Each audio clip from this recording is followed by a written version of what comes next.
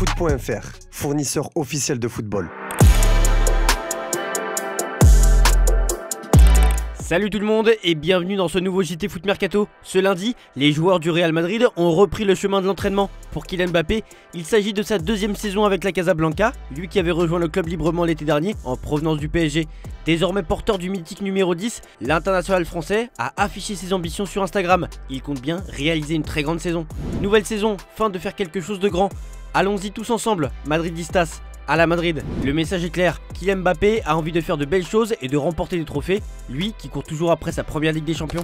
Newcastle prépare une réponse musclée sur le mercato alors qu'Alexander Isak pousse pour rejoindre Liverpool. Un départ qui divise en interne, d'autant qu'une réunion décisive est prévue avec l'attaquant suédois. Pour le remplacer, les Magpies ciblent en priorité Benjamin Sesko avec une offre de 80 millions d'euros déjà envoyée à Leipzig. Une offre augmentée comme le confirme The Athletic ce lundi. Newcastle propose 90 millions d'euros, soit 80 millions plus 10 en bonus. D'autres pistes offensives sont explorées, dont Gonzalo Ramos, Nick Voltmad, Ollie Watkins et Yohan Wissa de Brentford. Mais Newcastle ne veut pas se renforcer qu'en attaque. Eddie Howe a confirmé un besoin urgent au milieu, notamment après la blessure de Joe Willock. En défense, Malik Thiaw de l'AC Milan et Marc Guéhi de Crystal Palace sont visés, même si ce dernier est jugé trop cher. Après avoir recruté Elanga et Ramsdale, Newcastle veut boucler rapidement ses derniers renforts avant la reprise de la Première Ligue et de la Ligue des Champions. Toujours en Première Ligue, Manchester City a aussi de gros dossiers à gérer dans ce mercato. City prépare un gros coup pour contrer le Real Madrid, alors que la saison qui arrive s'annonce cruciale après une campagne décevante. Le club veut sécuriser ses cadres, à commencer par Rodri. Le milieu espagnol est ciblé par le Real pour remplacer Kroos et Modric, mais City ne compte pas le laisser filer. Déjà sous contrat jusqu'en 2027, Rodri est vu comme un joueur clé du projet de Guardiola. En parallèle, City a lancé un profond renouvellement d'effectifs avec les arrivées de Reinders, Cherki, Aït-Nouri, Trafford ou encore Nipan, tout en laissant partir Walker, De Bruyne ou Perron. Pour bloquer le Real, les dirigeants mancuniens préparent une prolongation assortie d'un énorme salaire, le deuxième joueur le mieux payé du club derrière Haaland. Un message clair, pas touche à un pilier du nouveau cycle des Citizens. Vous l'avez bien compris, l'effectif de City connaît un sérieux renouvellement. Mais un autre pilier reste aussi au cœur du projet de Pep Guardiola, c'est Ruben Dias. D'après The Athletic, le club et le défenseur portugais ont trouvé un accord de principe pour prolonger leur collaboration. Actuellement sous contrat jusqu'en 2027, le joueur de 28 ans s'apprête à signer un nouveau bail dont la durée reste pour l'instant confidentielle. Une excellente nouvelle pour Manchester City qui a déjà sécurisé l'avenir d'Haaland et de son entraîneur ces derniers mois. Le FC Barcelone a entamé sa préparation estivale, offrant à Hansi Flick l'opportunité d'effectuer ses premiers ajustements avant la reprise officielle. Durant la tournée asiatique, un joueur en particulier s'est distingué, Gavi. Le jeune milieu de terrain a impressionné son nouvel entraîneur par ses performances solides lors des matchs amicaux. Selon la Cadena Ser, le joueur formé à la Masia devrait occuper un rôle central cette saison. Le journaliste Santi Jiménez l'a confirmé, soulignant l'importance que Flick accorde déjà à Gavi dans son projet de jeu. Gavi est le milieu de terrain titulaire du Barça jusqu'à la guérison de Bernal. Gavi est le Vitinha du Barça, celui qui organise tout. On verra s'il peut compromettre la place de titulaire de Jong. Flick adore De Jong, mais pour cela, il doit être au même niveau que l'an dernier, et pour cette pré-saison, Gavi l'a déplacé à droite. Ce qui est clair pour moi, c'est que cette équipe, c'est Gavi, Lamine Yamal et 9 autres joueurs. Après une décennie passée à défendre les couleurs de Tottenham, Heung-min Son s'apprête à tourner la page en rejoignant la MLS. Selon la BBC, l'attaquant sud-coréen va s'engager avec le Los Angeles FC qui déboursera près de 22,4 millions d'euros pour finaliser le transfert. Une somme qui fera de lui le joueur le plus cher de l'histoire du championnat nord-américain. Le précédent record datait de février 2025 avec les 21,2 millions d'euros investis par Atlanta United pour recruter Emmanuel Latelat depuis Middlesbrough. Il ne reste désormais que quelques formalités administratives et la traditionnelle visite médicale avant que le transfert ne soit officialisé. Dimanche dernier, face à Newcastle à Séoul, Son a disputé ses dernières minutes sous le maillot des Spurs.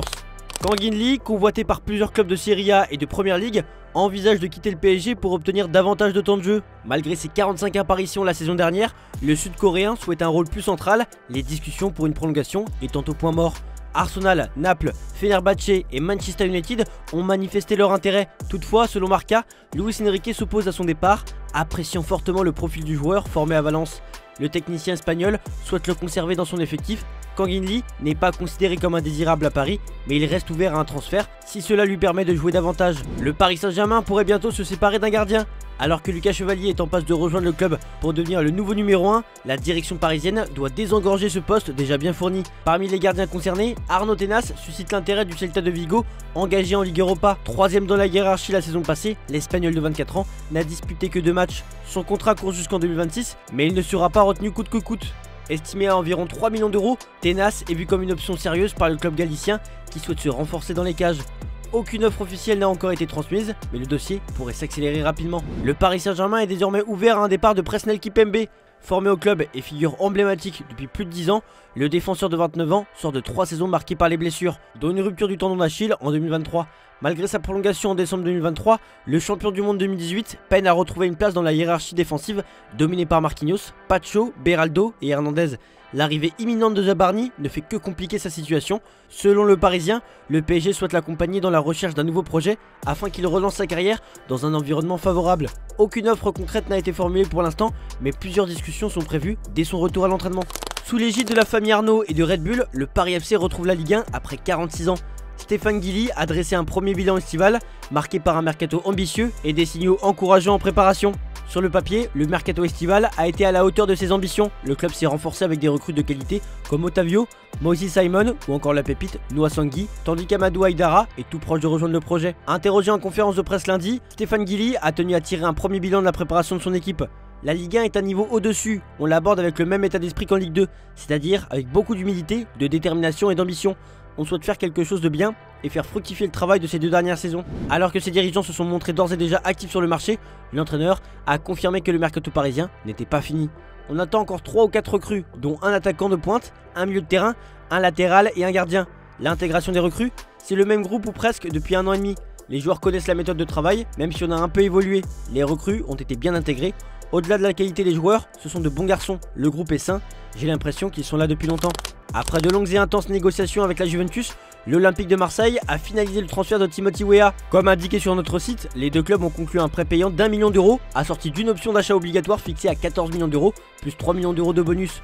Selon nos informations, l'Américain est attendu à Marseille dans les prochaines heures, avec une arrivée prévue ce mardi soir à l'aéroport de Marseille-Provence.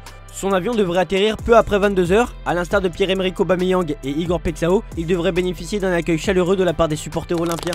L'Olympique de Marseille s'intéresse de près à Edon Zegrova, ailier du LOSC sous contrat jusqu'en 2026, mais sur le départ. Le joueur kosovar, auteur de 26 buts et 18 passes décisives depuis son arrivée en 2022, a exprimé son souhait de quitter Lille. Le président Olivier Létang a confirmé cette volonté et ouvre la porte à un transfert. L'OM, déjà très actif sur le mercato, aimerait renforcer son couloir droit offensif avec Zegrova en concurrence directe avec Mason Greenwood. Selon nos informations, le joueur serait séduit par le projet marseillais, d'autant plus que le club disputera la Ligue des Champions cette saison. Mais la concurrence est rude, Al Nassr en quête de renfort offensif après l'arrivée de Joao Félix est également sur le coup. L'OM devra donc rapidement avancer ses pions pour boucler ce dossier prometteur. Le RC Lens a trouvé un accord avec l'Udinese pour le transfert de Florian Thauvin contre une somme de 6 millions d'euros. À 32 ans, le champion du monde 2018 effectue ainsi son retour en Ligue 1 après avoir brillé par le passé avec Bastia, puis l'Olympique de Marseille. Thauvin, qui sort une belle saison en Serie A, était initialement prêt à poursuivre en Italie, mais a été séduit par le projet lensois. Le rôle important proposé par Jean-Louis Leca, devenu directeur sportif, a été déterminant. Il s'est engagé pour 3 saisons avec la volonté d'être un leader technique et de vestiaire. Le club nordiste espère désormais qu'il confirmera rapidement son retour au premier plan. Libre depuis la fin de son aventure en Iran, Wissem Ben Yedder est proche de retrouver un club. Après un passage éclair au Sepahan FC où il a disputé 6 matchs et inscrit 1 but, l'international français prépare activement son retour.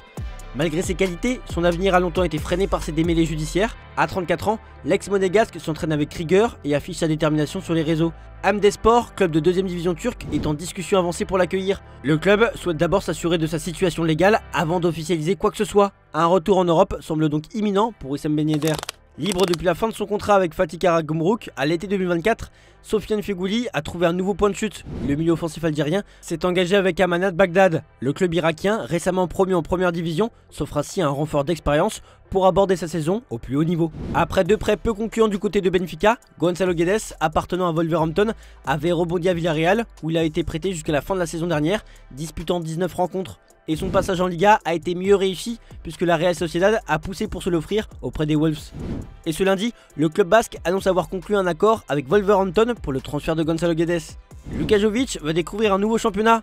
Le buteur serbe de 27 ans est passé par Francfort, la Fiorentina, puis l'AC Milan. Libre de tout contrat après 2 ans mitigés chez les Rossoneri, il a choisi d'aller en Grèce, du côté d'Athènes, pour 2 saisons. Luka Modric est un joueur de l'AC Milan, et dès son arrivée, il a eu l'accueil qu'il mérite. Les supporters milanais étaient nombreux pour voir de leurs propres yeux la légende croate. C'est notre image du jour, on vous remercie de votre fidélité chaque jour, et on se dit à demain pour de nouvelles vidéos sur Foot Mercato.